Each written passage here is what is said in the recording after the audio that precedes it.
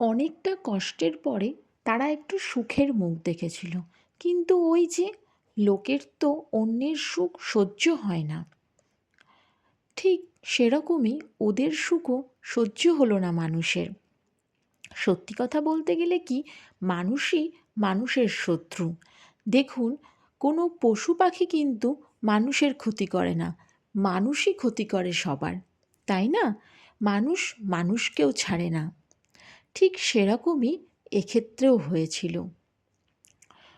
মেয়েটা ছোটোবেলা থেকে খুব কষ্টে বড় হয়েছে। তার ছোটোবেলাটা একদমই ভালো কাটেনি।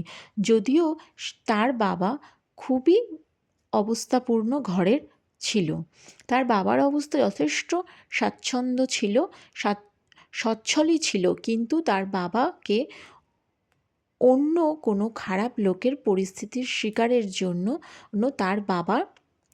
তার বাবার অনেকটা জীবনই অন্ধকারে কাটে। আর তার মাকে তো হয়ে যেতে হয় পঙ্গু। তার বাবা মা কেউই মেয়েটাকে হাতে করে বড় করতে পারেনি। বাবা ছিলেন ভীষণই ভালো মানুষ, সেই জন্য বাবাকে অন্য শয়তান লোকেরা ফাঁসিয়ে দেয়। যাই হোক, আর ছেলেটারও ছোটোবেলা থেকেই একা একাই বড় হয়েছে, বলতে মাসির কাছে বড় হয়েছে। ছেলেটারও মা ছিল না, মা মারা যায়, আর বাবা তো থেকেও নেই। ছেলেটার যে বাবা, সে হচ্ছে খুবই শয়তান লোক। এই ছেলেটার বাবাটার জন্যই অন্যই মেয়েটার বাবাকে ছেলেটার বাবাই মেয়েটার বাবাকে ফাঁসিয়ে দেয়। ছেলেটার বাবার জন্য ছেলেটার জীবনটাও নষ্ট হয়, প্লাস মেয়েটার জীবনটাও নষ্ট করে দেয়, প্লাস মেয়েটার বাবা মায়ের জীবনটাও নষ্ট করে দেয়। যাই হোক, অনেক কষ্টের পরে ছেলেটা আর মেয়েটা অনেক ঝড় ঝাপটা অনেক কিছু পেরিয়ে তারা বিয়ে করে, এবং বিয়ের পর কয়েকটা দিন তারা সুখের মুখ দেখেছিল। হয়তো একটু অভাব ছিল ঠিকই, কিন্তু ওটুকু অভাব কিছুই না। তারা বেশ স্বাচ্ছন্দ্যেই বাস করছিল। কিন্তু ওই যে লোকের তো আবার অন্যের সুখ সহ্য হয় না, এক্ষেত্রেও সহ্য হলো না। ছেলেটাকে আর মেয়েটাকে আলাদা করার জন্য তাদের বস্তি থেকে শুরু করে তাদের আশেপাশের লোক থেকে শুরু করে সবাই উঠে পড়ে লেগেছিল তাদের সুন্দর সুখের জীবনটা নষ্ট করে দেওয়ার জন্য। ঠিক যেভাবে মেয়েটার বাবা মায়ের জীবনটা নষ্ট করা হয়েছিল, ঠিক সেরকমভাবেই ছেলেটা আর মেয়েটার জীবনটাও নষ্ট করে দেওয়া হলো। ছেলেটার নাম দেবা, মেয়েটার নাম আখি। তাদের কি দোষ ছিল? দেবা আর আখি তো শুধু দুজনকে একটু ভালোই বেসেছিল। তারা দুজন মিলে একটা সুন্দর সংসার তৈরি করতে চেয়েছিল, এবং খুব সুন্দর করে তারা সংসার জীবনটা কাটাতে চেয়েছিল। কিন্তু একের পর এক ষড়যন্ত্রের শিকার ওই যে ছেলেটার বাবাটা যে শয়তান, সে প্রথমে মেয়েটার বাবা মায়ের জীবন নষ্ট করলো, আর তারপরে এখন তার ছেলে আর ছেলের বউয়ের জীবন। যদিও দেবা যে তার নিজের সন্তান, সেটা ছেলেটার বাবা স্বীকার করতে চায় না, এক প্রকার চাপের মুখে পড়েই স্বীকার করেছিল। যদিও এটা একটা সিরিয়ালের গল্প, কিন্তু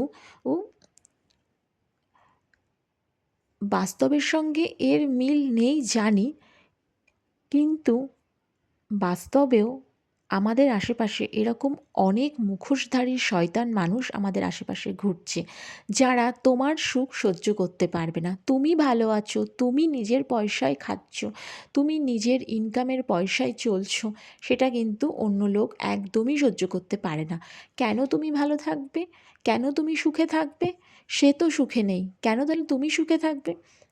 আর আমাদের আশপাশে যেসব মুখোশধারী শয়তান লোকেরা ঘুরছে, এরা কিন্তু যে শুধুমাত্র মানে তুমি ভালো আছো দেখে, এরা কারোর ভালো থাকাই সহ্য করতে পারে না।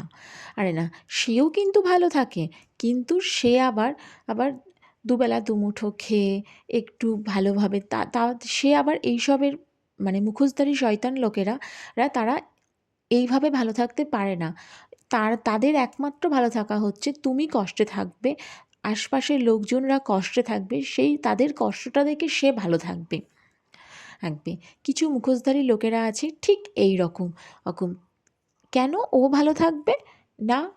ও ভালো থাকলে অন্য কেউ ভালো থাকছে, ভালো খাচ্ছে, ভালো পড়ছে, ভালোভাবে জীবনটাকে চলছে।